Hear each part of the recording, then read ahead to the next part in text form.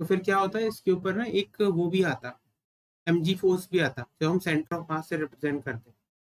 पर अभी ओके, सो मास नहीं, बेसिकली टोटल फोर्स एक्सर्टेड अगर मास होता तो it will be T plus M G. mg मतलब mg यहाँ सेंटर पे लग रहा होता, पर क्योंकि ये मासलेस है स्ट्रिंग, तो इसलिए हम उसको कंसिडर नहीं कर रहे हैं। अभी क्या है कि ये जो स्ट्रिंग है ये पूरा इक्विलिब्रियम में भी है, मतलब इक्विलिब्रियम मतलब रुका हुआ है। तो इसीलिए यहाँ पर जो ऊपर की तरफ भी ना एक फोर्स लगेगा, जो कि ऊपर वाला जो सरफेस है वो लगा रहा होगा इसके ऊपर, और similarly equal and opposite force इधर की तरफ लग रहा होगा। तुम इसको अगर नॉर्मल कुछ और बोल दो, टी वन और टी वन, कॉन्टैक्ट फोर्स दोनों के बीच में, ये टी वन और ये टी इक्वल होना चाहिए, because the string is in equilibrium. Equilibrium मतलब नेट फोर्स जीरो। ओके। ठीक है, तो ये रीजन होता है कि इसीलिए अब तुम अगर तुम ध्यान से देखो ना इस फोर्स को, जब मैंने बना के दिखाया है, तो इसीलिए जो स्ट्रिंग होती है ना स्लैक नहीं होती वर्टिकल केस में, because there are two equal and opposite forces, equal and opposite forces which are stretching the string from both the directions.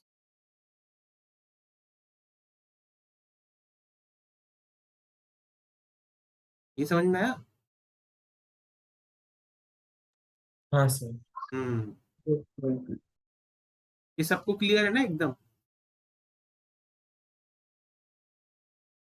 तो ये वाली चीजें होती हैं। अब देखो, अभी क्या होगा इसके बाद, ये सब थोड़ी बहुत मैंने फोर्सेस के बारे में तुम्हें बताया, जैसे एक नॉर्मल रिएक्शन फोर्स के बारे में बताया, ये वाली फोर्स, और दूसरा मैंने एक टेंशन फोर्स के बारे में बताया तुमको, और एक दूसरा एक mg फोर्स के बारे में भी बता दिया। mg फोर्स तब तब लगेगी जब जब मास रहेगा। अब मैं तुमको नेक्स्ट चीज जो बताने वाला हूँ वो है free body diagram. Free body diagram basically क्या होता है? Free body diagram is basically the representation of all the forces on all the bodies in our system. जैसे फॉर एग्जांपल देखो, फॉर एग्जांपल मैंने एक सिस्टम दिया है। सिस्टम क्या है मेरे पास? 3 ब्लॉक का सिस्टम दिया हुआ है। मैंने एक ये ब्लॉक लगाया हुआ है, एक ये ब्लॉक है, और एक और ब्लॉक लगा देता हूँ मैं, ये सी। और ये तीनों के तीनों क्या है, ये अर्थ पर रखे हुए हैं।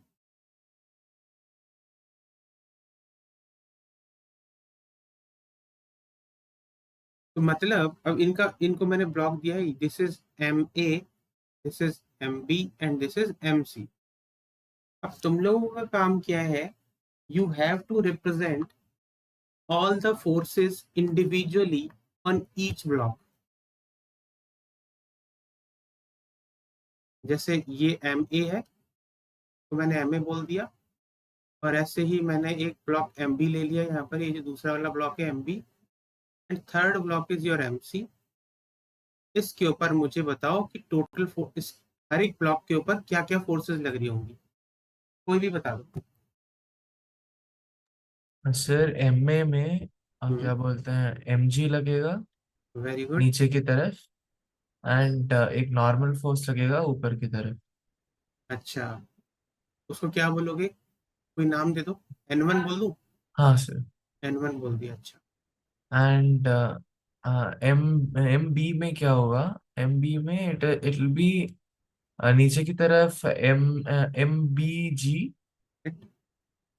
एंड उसी के ऊपर की तरफ, लाइक ऊपर की तरफ you will have N one, sorry N, यहाँ पे उसके ऊपर सर एन वन, और उसका अपना एक नॉर्मल फोर्स होगा with that block which is N to.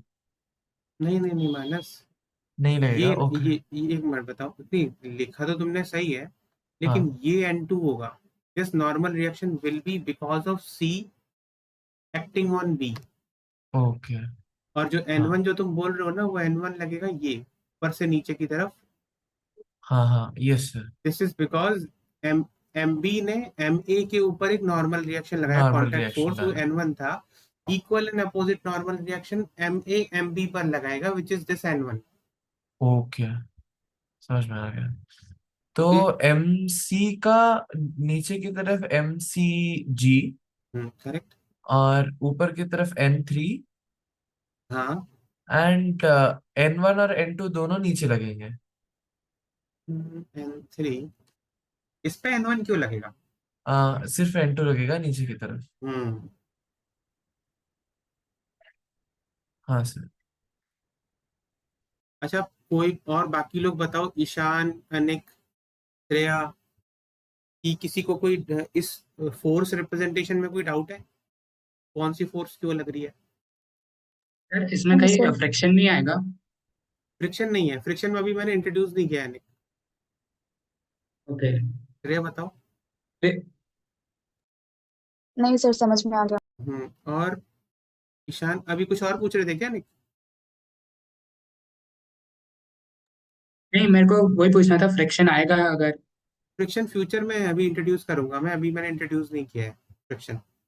तो विदाउट फ्रिक्शन चल रहे हैं अपन। ये फ्रिक्शन को मैं थोड़ा सा बताऊंगा। फ्रिक्शन में भी स्टैटिक फ्रिक्शन क्या होता है, काइनेटिक फ्रिक्शन क्या होता है, वो तुम्हें समझना पड़ेगा। ये समझ आ गई। ये समझ में आ गया ना? एकदम क्लियर है। ईशान तुम क्लियर हो इसमें? क्लियर। ठीक है। इस तरह से ना अपन फ्री बॉडी डायग्राम बनाते हैं। अभी यहाँ क्या होता है देखो, ये था फ्री बॉडी डायग्राम में तुम्हें सारी फोर्सेस रिप्रेजेंट करनी होती है। अब क्या है, कहानी क्या है देखो, कि फ्री बॉडी डायग्राम जब तुमने रिप्रेजेंट कर लिया, सारी फोर्सेस रिप्रेजेंट कर ली, तो अब सबसे पहला जो कॉन्सेप्ट आता है वो आता है इक्विलिब्रियम का। तुम्हारे पास दो टाइप के क्वेश्चंस आएंगे। एक तो पहले इक्विलिब्रियम वाले, मतलब कि बॉडी है और सिस्टम जो है वो इक्विलिब्रियम में होता है। इक्विलिब्रियम का मतलब ये होता है कि सिस्टम में हर एक बॉडी के ऊपर एफ नेट जीरो होगा, मतलब नेट फोर्स जीरो होगी। Also torque net is equal to zero होगा। टॉर्क के बारे में थोड़ा बहुत जानते हो? श्रेया तो मुझे पता है जानती है, श्रेया और ईशान जानते हैं। तुम बताओ मानस और अनिक, ये टॉर्क के बारे में जानते हो कि नहीं? हाँ सर, टॉर्क के बारे में जानना। जानते हो ना? मानस जानते हाँ हो ना? सर। ठीक है। तो इक्विलिब्रियम का मतलब होता है कि जब भी कोई एक सिस्टम इक्विलिब्रियम में है, तो इसका मतलब हर एक बॉडी जो है ना, हर एक बॉडी पर जो नेट फोर्स होगी वो भी जीरो होगी, और नेट टॉर्क भी जीरो होगा। ये इक्विलिब्रियम की बेसिक डेफिनेशन होती है। अभी क्या होता है जैसे फॉर एग्जांपल मैं तुमको एक क्वेश्चन देता हूँ, रुको।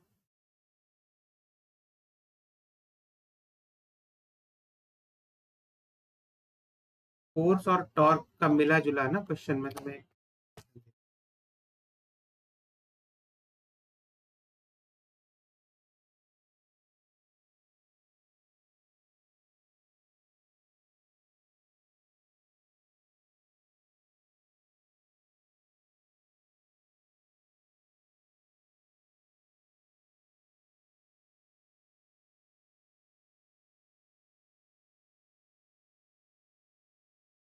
इसके बाद मैं स्लोली एक्सेलरेशन इंट्रोड्यूस करूंगा। एक्सेलरेशन इंट्रोड्यूस करने के बाद फिर मैं इक्वेशंस बनाना बताऊंगा तुम लोगों को, फिर सॉल्व कैसे करते हैं उसको, और फिर उसके बाद फ्रिक्शन बताऊंगा। फिर बीच में कंस्टेंट इक्वेशन वगैरह आएंगी जो कि बहुत इंपॉर्टेंट होती है एक्सेलरेशन रिलेशंस निकालने के लिए।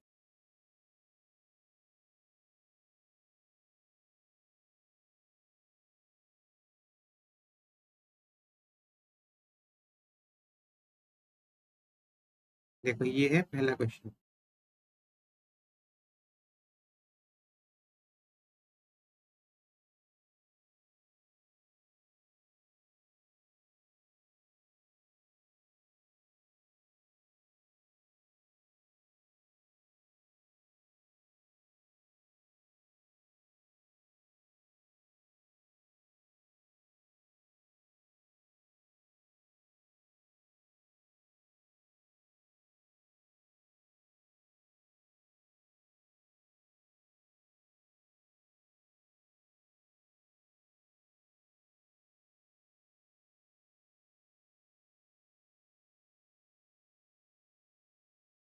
हम्म। देखो ये है क्वेश्चन।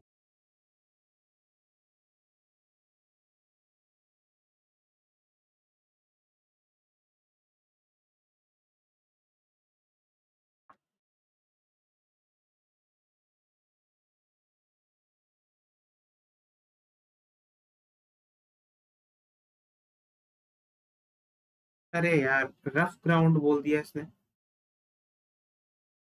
रफ ग्राउंड मतलब फ्रिक्शन। फ्रिक्शन फ्रिक्शन क्या होता है ना, फ्रिक्शन के बारे में शायद तुम देखो, फ्रिक्शन के बारे में बता देता हूँ। फ्रिक्शन क्या है ना, हल्का सा बता दे रहा हूँ, डिटेल में तो थोड़ा सा मैं आगे आके बताऊंगा।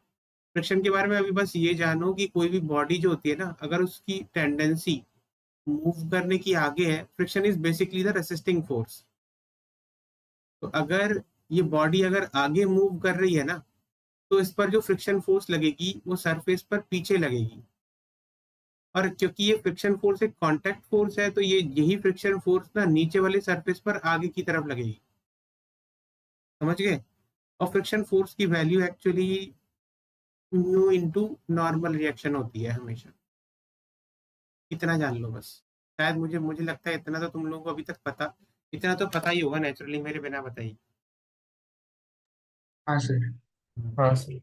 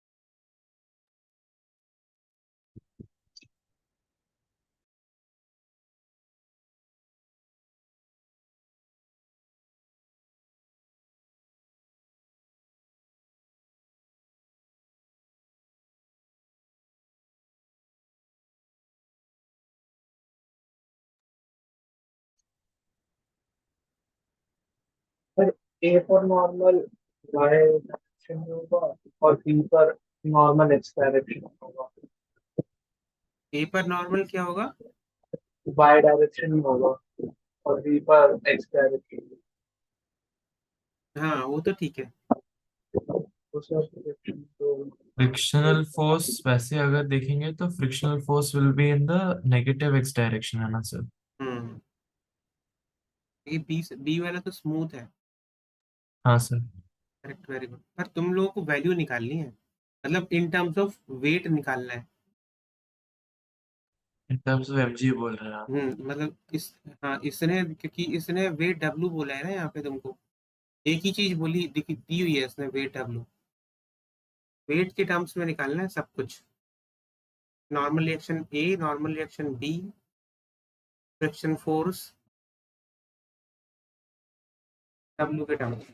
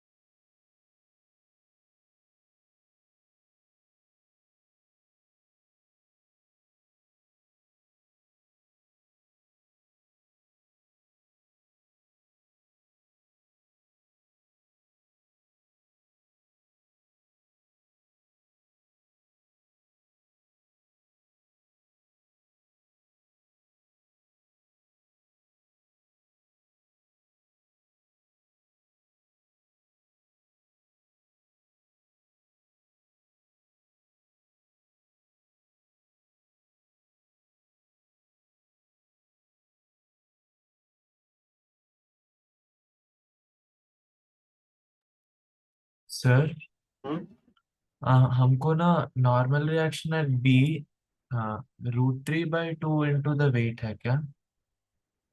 हाँ सही है।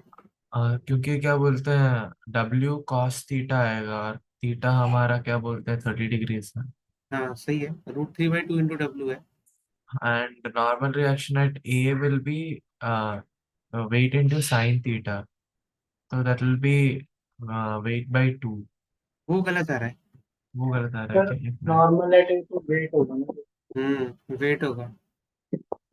ओ हाँ ना। Yes sir. नहीं, नहीं, मैंने क्रॉस चेक करो एक बार कि तुम्हारा वेट इनटू साइन थीटा तो गलत तो नहीं आ रहा है।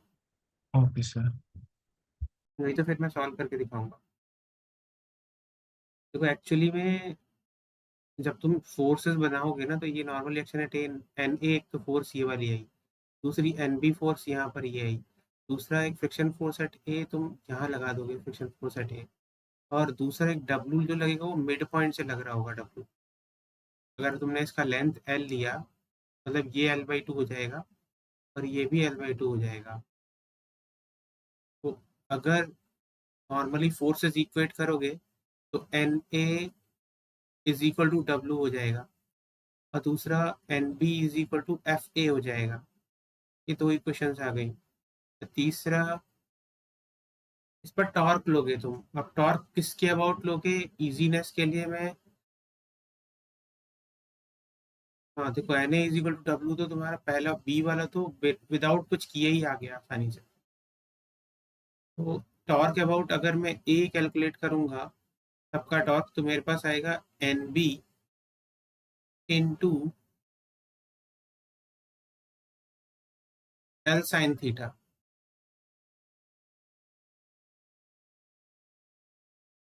ये क्लॉकवाइज होगा ये टॉर्क, और माइनस डब्ल्यू, अभी डब्ल्यू का जो टॉर्क, फिर हाँ फ्रिक्शनल फोर्स भी √3/2 इंटू डब्ल्यू आर है। फ्रिक्शन फोर्स, हाँ वो भी सही आ रहा है, वो भी वही आ रहा है। तो ये जो होगा दूसरा वाला जो टॉर्क होगा W into L by two cos 30 होगा, this is equal to zero, क्योंकि ये क्लॉकवाइज है तो ये एंटी क्लॉकवाइज है इसलिए मैंने इसको नेगेटिव लिया है। बस इसको सॉल्व कर देना है। N B is equal to W by two into cos 30 is √3/2 by 1/2। तो एन बी की वैल्यू आ गई √3 W/2 और N B is equal to F A है तो वही फ्रिक्शन फोर्स हो गया। ऐसे आएगा, तो तीन आंसर्स तुम्हारे यहाँ पर आ गई, ये एक ये और एक ये। इजी क्वेश्चन था पर अंडरस्टैंडिंग के लिए था, है ना।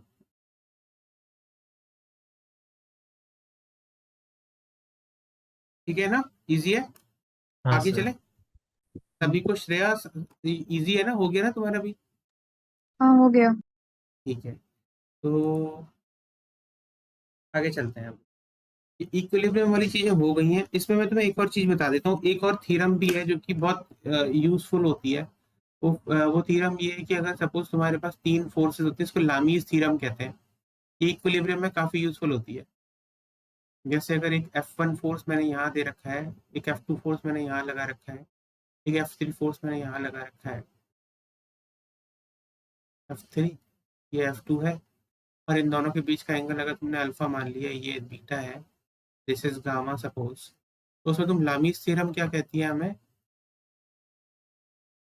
मैं वैसे कभी लामीज थ्योरम को यूज नहीं करता था, मैं एक्चुअली हर चीज ना दो ही, हर चीज को रिजॉल्व करता था हॉरिजॉन्टल और परपेंडिकुलर में डायरेक्शन में, और फिर उसके बाद नेट निकालता था क्योंकि वो ज़्यादा इजी लगता है। पर लामीज थ्योरम भी देख लो, हो सकता है कौन से में इजी लग जाए तुमको।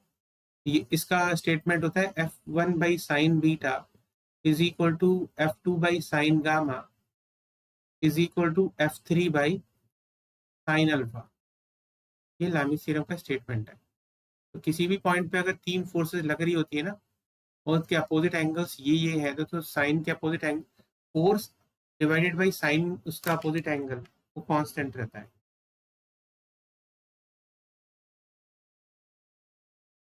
ठीक है, ऐसा है। मैं एक और क्वेश्चन देता हूँ, इसको भी फटाफट कर दो, फिर मैं एक्सेलेरेशन वाले केसेस लेके आऊँ। ये है तुम्हारा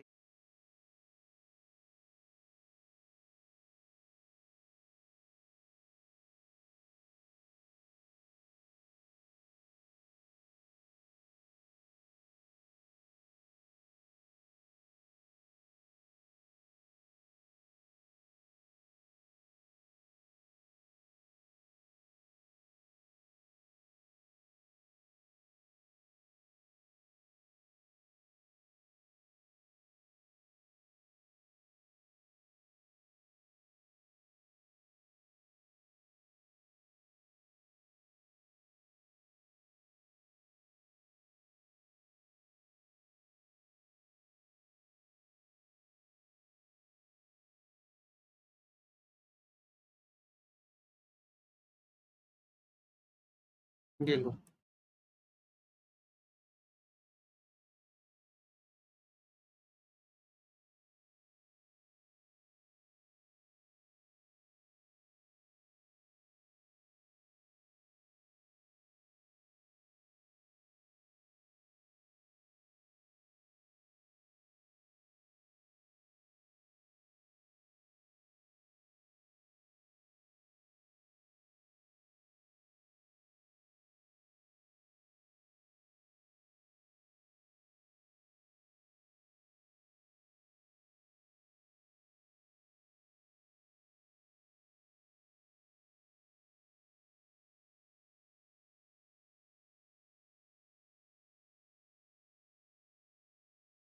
देखो एक चीज याद रखना, जब भी ये हिंज होता है ना, हिंज जहाँ से रॉड रोटेटेबल होती है, ये हिंज ना ये दो फोर्सेस लगाती है, एक तो हॉरिजॉन्टल में भी और एक वर्टिकल में भी।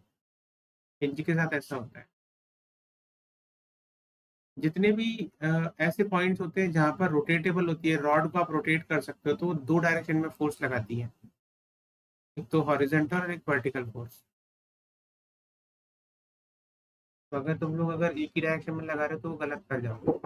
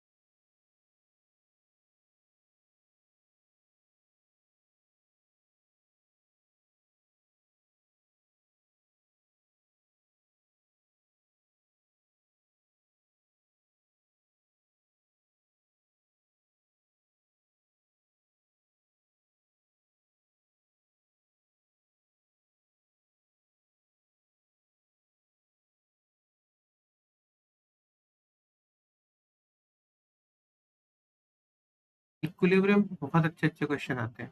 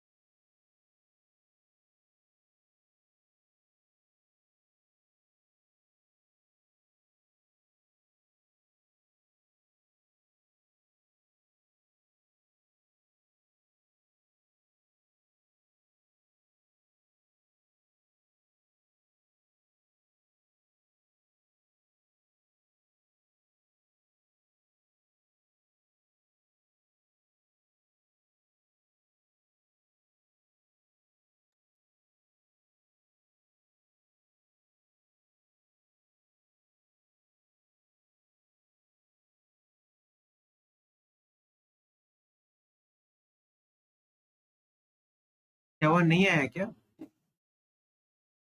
तेरा भी नहीं आया? नहीं sir. तो भाई ऐसा क्या हो गया इस क्वेश्चन में? एक मिनट रुको, फिर मैं सॉल्व करता हूँ। देखो, Sir, हाँ बोलो। sir, इनफोर्स रूट ऑफ 260 नहीं आ रही है sir.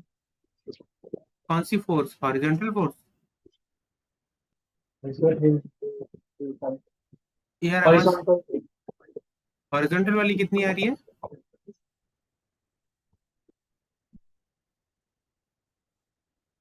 13. 13 नहीं आएगी। हाँ 13.33 आएगी, सही है। हाँ, वर्ट वर्टिकल 10. वर्टिकल 10 न्यूटन आएगी और टेंशन की वैल्यू आएगी 16.67। देखो जिसका आ गया है उसका ठीक है, जिसका नहीं आया वो देख लो, मैं करता हूँ। देखो मानस, टेंशन फोर्स इधर लग रही है, इस इधर की तरफ ऐसे करके, तो अगर मैं फ्री बॉडी डायग्राम बनाऊंगा हर एक का, तो इस बॉडी के ऊपर जो फोर्स है, मतलब एक तो देखो हॉरिजॉन्टल फोर्स इधर लग रही होगी रॉड के ऊपर, एच, ठीक है। एक वर्टिकल फोर्स वी लग रही होगी हिंज की वजह से। दूसरा एक इसके ऊपर वेट फोर्स लग रही होगी,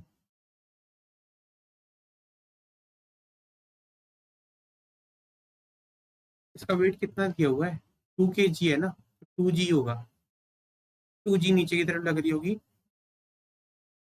और इसने इसका लेंथ 4 मीटर दिया हुआ है, तो मैं लिख सकता हूँ कि दिस इज, ये 2 मीटर होगा और ये भी 2 मीटर होगा। और यहाँ पर टेंशन फोर्स लग रही है इस डायरेक्शन में, ये टेंशन फोर्स यानी कि 37 डिग्री एंगल पर। तो अब इस टेंशन फोर्स के तुम दो कंपोनेंट निकाल लो इजीनेस के लिए।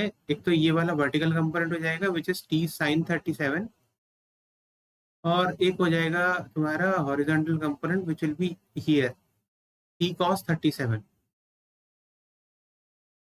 ठीक है, ये सारी इक्वेशन है फोर्स की, इसमें कोई डाउट नहीं है किसी को भी?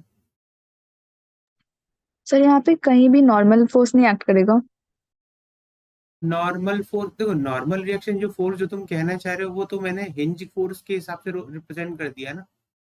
नॉर्मल फोर्स एक कांटेक्ट फोर्स होता है, पर मैंने वो दो हाँ, तो डायरेक्शन, हिंज के अलावा मतलब एडिशनल में नॉर्मल नहीं आएगा, नहीं, वो हिंज और नॉर्मल इक्वल होगा? हाँ वही है। मतलब अच्छा। हिंज को ही तुम नॉर्मली, जैसे मैंने हिंज फोर्स एच बोला है ना, इसके मतलब कहने का मतलब है हिंज की वजह से जो नॉर्मल रिएक्शन लगेंगे वो दो लगेंगे, एक तो ये और एक ये दोनों नॉर्मल रिएक्शन है। अब तुम्हारे ऊपर है कि तुम इनको एच और वी बोल दो या फिर, ये तो बस मैंने हॉरिजॉन्टल और वर्टिकल की वजह से बोला है, अगर तुम चाहो तो इसको एन एक्स और एन वाई बोल सकते हो। ठीक है सर। ये नॉर्मल रिएक्शन ही है एन एक्स और N Y because of contact with the surface, मतलब जो तुम्हारा वॉल है उसकी वजह से।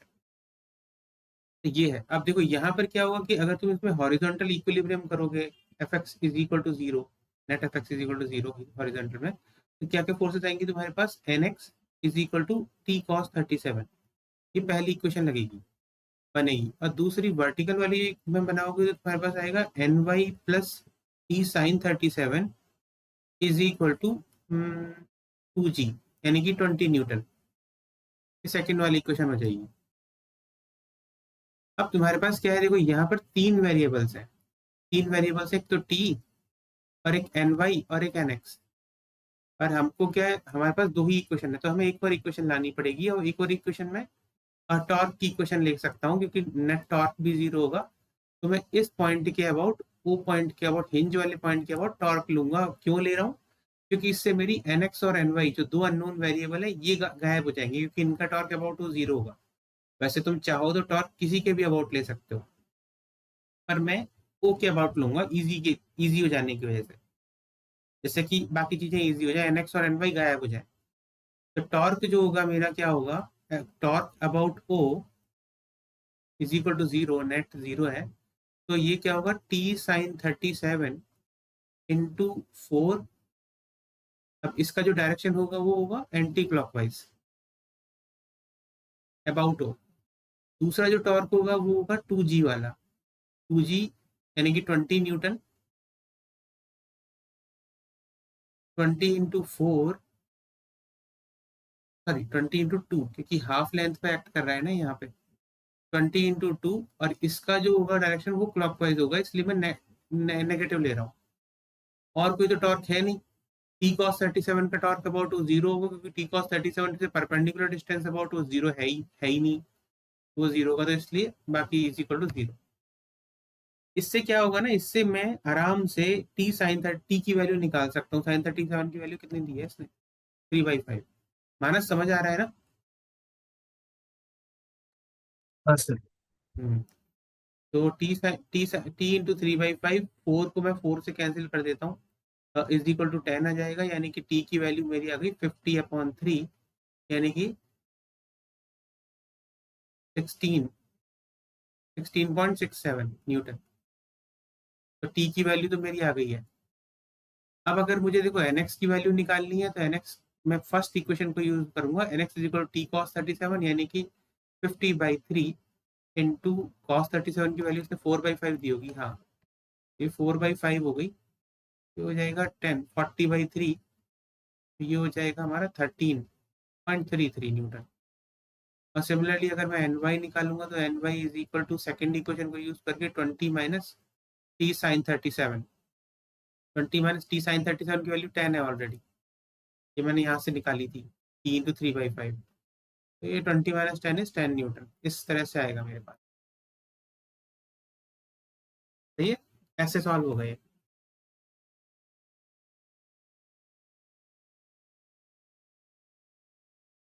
इजी है, आगे बढ़े। अब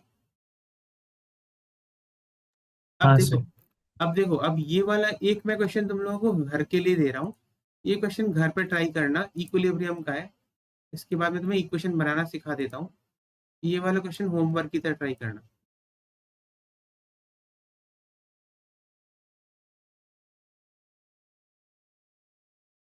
इक्विलिब्रियम का ये अभी मत सॉल्व करना, होमवर्क की तरह सॉल्व करना सब। इसके बाद मैं जो बता रहा हूँ ये है, ये वाली चीजें देखो। अब इस वाले केस में क्या हो गया है, इस वाले केस में एक्सेलरेशन इंट्रोड्यूस हो गया है, इंट्रोडक्शन ऑफ एक्सेलरेशन। अभी तुम क्या करोगे, अभी जैसे हर एक का फ्री बॉडी डायग्राम बनाओ, फ्री बॉडी डायग्राम बनाओगे तुम फोर्स रिप्रेजेंट करना जानते हो। बस ध्यान क्या क्या देना कि देखो, जब यहाँ पर क्या है, यहाँ पर तुम्हारे पास इस पूरे सिस्टम में तुम्हारे पास दो डिफरेंट टाइप की स्ट्रिंग, तीन डिफरेंट टाइप की स्ट्रिंग्स हैं। एक स्ट्रिंग ये है वन, एक स्ट्रिंग ये है, और एक स्ट्रिंग ये है। तो हमेशा ये याद रखो, tension in the same string, tension in different string is different, मतलब tension remains same in same string। मतलब अगर आपके पास स्ट्रिंग डिफरेंट हो गई ना, तो फिर सेम टेंशन मत डाल देना इसमें, क्योंकि ऐसा बोल दो कि T3 में भी टी है, इसमें भी टी है, इसमें भी टी है। स्ट्रिंग डिफरेंट होती है तो टेंशन भी डिफरेंट होती है। प्लस अभी यहाँ पर क्या हो गया देखो, अब इसमें क्या है, जैसे मैं यहाँ पर तुम्हें एक चीज बताऊंगा कि एक्सेलेरेशन के केस में तुम क्या करते हो। जैसे सपोज मैंने तुम्हें एक ब्लॉक दिया, ये मेरा ब्लॉक एम है, अभी रैंडमली मैंने इस ब्लॉक के ऊपर फोर्सेस रिप्रेजेंट की। एक तो मेरे पास F1 फोर्स है, और दूसरा एक फोर्स मेरे पास F2 इधर की पीछे की तरफ लग रही है, पर और एक और फोर्स दे दो, मन से मैं दे देता हूँ इधर की तरफ F3 एक और। अब मैंने सपोज इस वाले केस में अभी तक अपन इक्विलिब्रियम पढ़ रहे थे, पर यहाँ पर क्या हो गया, यहाँ पर एक्सेलरेशन इंट्रोड्यूस हो गया, मतलब कि this block is moving forward with an acceleration a। अब एक्सेलरेशन फॉरवर्ड में भी हो सकता है, बैकवर्ड में भी हो सकता है, डजेंट मैटर। ये तुम क्वेश्चन को देख के पता लगाओगे कि एक्सेलरेशन कहाँ लग रहा है। सिस्टम के ऊपर फोर्स जिस डायरेक्शन में लग रही होगी, वहां पर एक्सेलरेशन उस डायरेक्शन में होगा। नहीं समझ में आ रहा है तो एज्यूम कर लो, ठीक है, पर समझ में आ जाएगा। एक्सेलरेशन का डायरेक्शन अगर तुम्हारा ये है, तो इसमें तुम फ्री बॉडी डायग्राम तो बना चुके हो इसका, एग्जाम्पल वाले केस में। इस वाले केस में क्वेश्चन अभी वो अलग है, फ्री बॉडी डायग्राम तुमने बना रखा है, एक्सेलरेशन भी रिप्रेजेंट कर दिया है। अब तुम क्या करो, अब तुम फोर्स इक्वेशन बनाओगे।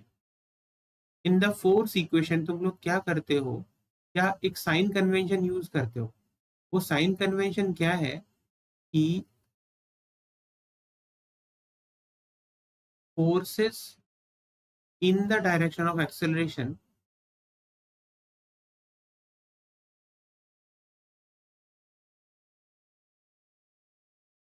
Are positive and vice versa. मतलब forces in the direction of acceleration positive होंगी and forces opposite to the direction of acceleration negative होंगी। ठीक है, ये साइन कन्वेंशन तुम लोग यूज करते हो।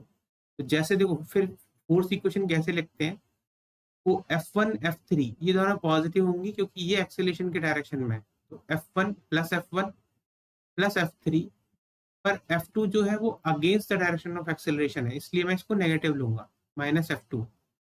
This will be equal to the mass of the body into acceleration of the body. This is the way of framing the equation of a block जिसका acceleration है F1 plus F3 minus F2 is equal to mass into acceleration। ये समझ में आया।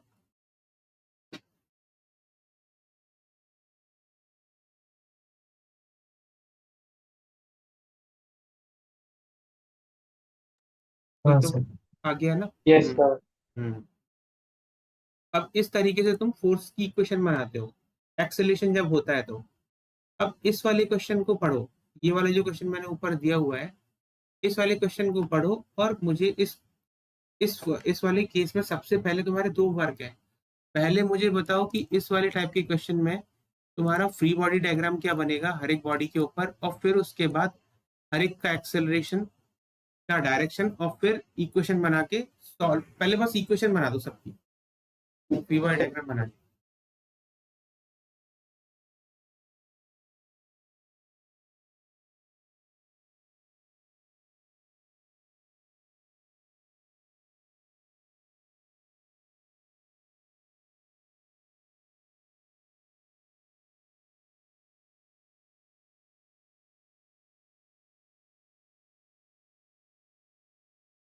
पहले free body diagram बता दो सबका। 4 kg पे क्या क्या फोर्स लगेंगी। हाँ 4 kg नीचे की तरफ mg very good. 4G and forward की तरफ टेंशन लगेगा, like tension exerted by the string 2 इसको kg मैं और 4 kg के बिटवीन। हाँ इसको मैं T1 बोल देता हूँ, है ना। हाँ एंड एक नॉर्मल रिएक्शन भी तो हाँ लगेगा। एक नॉर्मल रिएक्शन ऊपर की तरफ। N1। So basically N1 and mg cancel out हो जाएंगे क्योंकि लाइक ठीक है, सेम मैग्नीट्यूड। इस पर कोई एक्सेलेरेशन होगा किस पर सर? 4 kg का। 4 kg नहीं शायद। क्यों, क्योंकि ये जो पूरे सिस्टम को अगर तुम देखते हो तो सब तो स्ट्रिंग से अटैच्ड है, और हाँ ये 1 kg ब्लॉक को फॉरवर्ड मूव किया जा रहा है। अगर तुम इस पूरे सिस्टम को अलोन देखते हो, कंबाइंड सिस्टम की तरह देखते हो, तो इस पूरे कंबाइंड सिस्टम पे F40 न्यूटन लग रहा है। तो तीनों के तीनों सेम ही डिस्प्लेसमेंट से मूव कर रहे होंगे, हाँ ये भी। तो अगर तुम dx/dt करोगे तो सेम वेलोसिटी से मूव कर रहे होंगे, सेम वेलोसिटी से मूव कर रहे हैं यानी कि सेम एक्सेलरेशन से मूव कर रहे होंगे। ओके हाँ। तीनों का एक्सेलरेशन सेम होगा। तो तो इस एक्सीलरेशन भी लगेगा उसके ऊपर। हाँ ये लगेगा, हाँ ठीक है। अब 2 kg। एंड 2 kg में यू विल हैव mg नीचे, हाँ n2 ऊपर ठीक है। एंड एक टेंशन फॉरवर्ड हम्म। एंड एक टेंशन बैकवर्ड भी लगेगा। हाँ वेरी गुड। तो इसको मैं बोल देता हूँ T2 कि डिफरेंट टेंशन होगा। हाँ एंड ये ऑपोजिट डायरेक्शन वाला T1 ही है। T1 ही रहेगा, हाँ हाँ। अब बताओ 1 kg के सेम ऊपर। सेम विद यहाँ पे भी एक्सेलरेशन लगेगा सर। एक्सेलरेशन लगेगा, हाँ सही हाँ है। तो ये भी अभी क्या बोलते हैं 1g which is g hmm. And for यहाँ पे टेंशन नहीं है, like the force which is acting on it वो लगेगा F is equal to 14 newton very good. And normal force opposite direction में T2। Very good. इसका भी एक एक्सेलरेशन होगा, है ना। हाँ सर। ठीक है। अभी बताओ किसी को इस फोर्स रिप्रेजेंटेशन में डाउट तो नहीं है। नहीं सर। नहीं क्लियर है नहीं क्या? सर। ओके ओके, चलो अब मुझे 4 इंडिविजुअल ब्लॉक्स के ऊपर की इक्वेशन बना के बता दो, कोई भी कि उसमें इक्वेशन क्या बनेगी। सेपरेट सेपरेट बनेंगे आई फील सर। हाँ सेपरेट सेपरेट बनेंगे, क्या क्या बनेंगे बताओ। तो n1 minus 4g is equal to 0 ठीक है, and a plus t1 is equal to no a, नहीं वो नहीं होगा सर। यहाँ पे तो टेंशन भी कैंसिल आउट हो जाएगा ना, क्योंकि फॉरवर्ड डायरेक्शन बैकवर्ड डायरेक्शन में सेम ही मैग्नीट्यूड का है। 4 kg पे हाँ कैसे? 4 के। 4 kg पे तो सिर्फ एक ही फोर्स लग रही है ना, टेंशन T1। नहीं नहीं T2 की बात कर रहा हूँ, लाइक नॉट T2, 2 kg वाले की बात कर रहा नहीं, ये कैंसिल आउट क्यों होगा, वो इक्विलिब्रियम में थोड़ी ना है। अगर हूँ। देखो इक्वेशन अगर तुम बनाओगे इसके ऊपर तो इक्वेशन बनेगी T2 minus T1 is equal to 2 into a. हाँ सर। क्योंकि T2 एक्सेलेरेशन के डायरेक्शन में, देखो उसको ऊपर देखो, forces in the direction of acceleration हम पॉजिटिव लेते हैं, F1 पॉजिटिव है, F3 पॉजिटिव है, F2 against the direction of acceleration है इसलिए वो नेगेटिव है। और इसको मैंने इक्वेट किया है मास इनटू एक्सेलरेशन से। ये वे ऑफ हाँ फॉर्मिंग इक्वेशन होता है। ऐसे ही जब तुम इस पे बनाओगे तो T2 minus T1 is equal to 2a आएगा। और ऐसे ही अगर तुम 4 kg ब्लॉक पे बनाओगे ना तो T1 is equal to 4a आएगा। Okay sir. तो N2 minus 2g is equal to 0। अब 1 kg के ऊपर बता दो। हाँ n3 minus g is equal to 0। हम्म,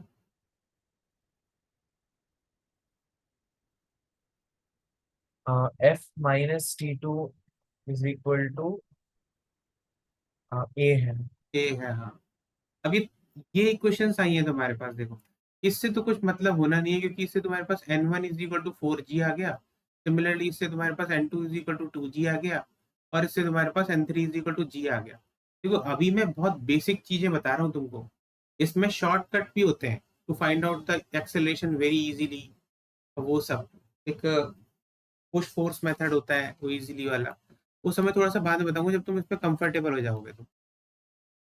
अब फिर इसके बाद क्या होगा, बाकी जो बची हुई इक्वेशन है इसमें ये वाली equation T1 is equal to 4a, second वाली equation T1 T2 minus T1 is equal to a, and this third equation. इन 1 2 3 इक्वेशन को आपस में सॉल्व करके एक a निकाल लो और T1 T2 निकाल लो। Solve 1 2 3 and gate T1 T2 कमा a। तीन इक्वेशन है, तीन वेरिएबल है, निकाल लोगे आराम से, है ना। हाँ सर। ठीक है, तो निकाल लोगे, ये इजी है। अभी तुम्हें मैं आज के लिए तुम सभी लोगों को ये सबके लिए क्लियर है ना, ये तो इजी वाला पार्ट है। हाँ सर। हम्म। हाँ सर। Yes, sir. इसमें क्या होता है, देखो इसमें ट्रिक क्या होती है ना, ये बहुत इजी वाला पार्ट है। इसमें ट्रिक ये होती है कि क्योंकि तीनों के तीनों एक ही सिस्टम एक ही एक्सेलरेशन से मूव कर रहे हैं तो हम क्या करते हैं ना, इन तीनों को कंबाइन कर लेते हैं, मतलब एक ब्लॉक अज्यूम कर लेते हैं। जो मैंने इसको कंबाइन ब्लॉक्स किया ना, तो इसको एक ब्लॉक अज्यूम करोगे तो 4 + 2 + 1 हो जाएगा 7, यानी कि इसका जो एक्सेलरेशन आ जाएगा वो हो जाएगा 14 force divided by 7 is equal to 2 metre पर सेकेंड स्क्वायर। कंबाइंड मेथड होता है ये, मतलब ये तुम देखोगे जब तुम अपने एक्सेलरेशन की वैल्यू निकालोगे तो वो भी 2 ही आएगा, देखना। तो बस ये तो सॉल्व कर लोगे और फिर इसके बाद बस एक ये वाला जो मैंने दिया है होमवर्क वाला, ये जरूर सॉल्व करना, ये इक्विलिब्रियम वाला। फिर मैं नेक्स्ट जो इसके बाद जो नेक्स्ट क्लास होगी उसमें मैं कंस्टेंट इक्वेशंस वगैरह बताऊंगा, जिसमें अलग अलग डिफरेंट डिफरेंट कॉम्प्लेक्स सिस्टम्स के जो एक्सेलरेशन के रिलेशंस होते हैं वो कैसे निकालते हैं अपन, उससे सॉल्व करते हैं इक्वेशन बना के। ठीक है, एंड करें फिर। Thank you sir. ओके, और थैंक किसी, यू सर। ओके किसी और को थैंक कोई you doubt? Sir. Okay, Ishan, क्या है ना, ईशान कोई डाउट नहीं है ना? Nice, sir.